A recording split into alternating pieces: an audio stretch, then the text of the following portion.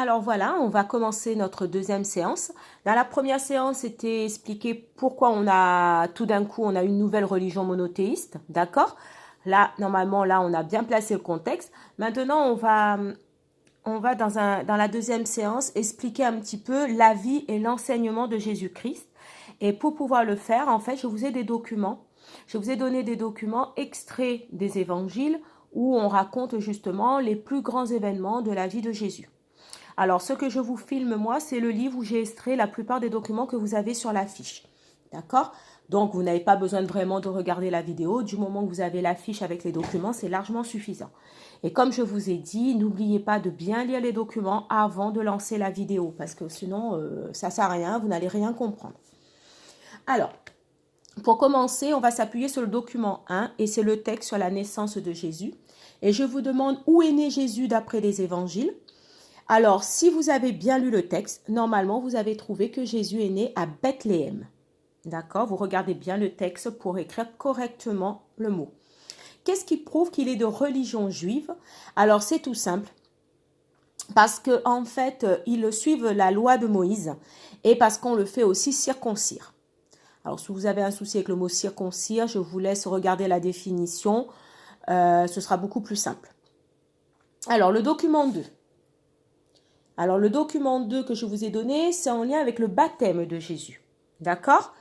Alors, qui baptise Jésus et comment?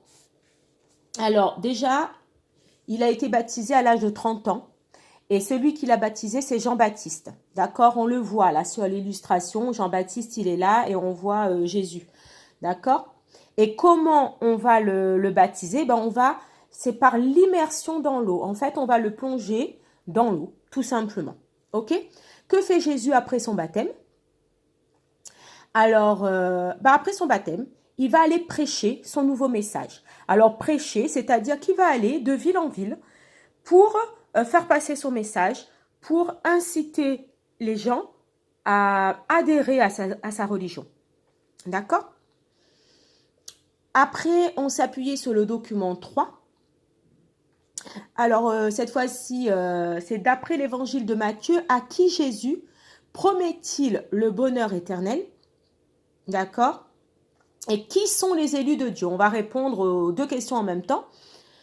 Alors, en fait, ici, il faut comprendre que Jésus, il va promettre le bonheur éternel, surtout aux gens humbles, aux pauvres, à ceux qui souffrent d'injustice, à ceux qui sont persécutés, aux gens malheureux sur la terre.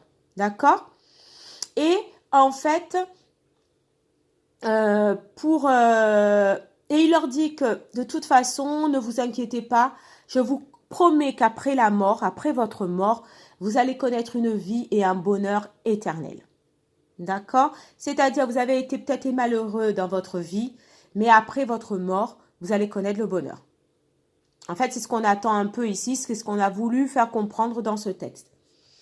Alors, après le document 4 et 5, cette fois-ci, vous avez la scène et la résurrection. Lors de son repas, que partage Jésus avec ses apôtres? Alors là, on vous dit que ce repas a lieu lors de la Pâque juive. Vous vous rappelez, on l'avait vu dans la leçon sur le monothéisme juif, la Pessa. Et c'est à ce moment-là que Jésus partage le pain et le vin. Et c'est ce qu'on retrouve pendant les messes de la religion catholique. Ce moment de partage de pain et de vin, on le retrouve aussi dans les messes. Qu'annonce-t-il aux apôtres?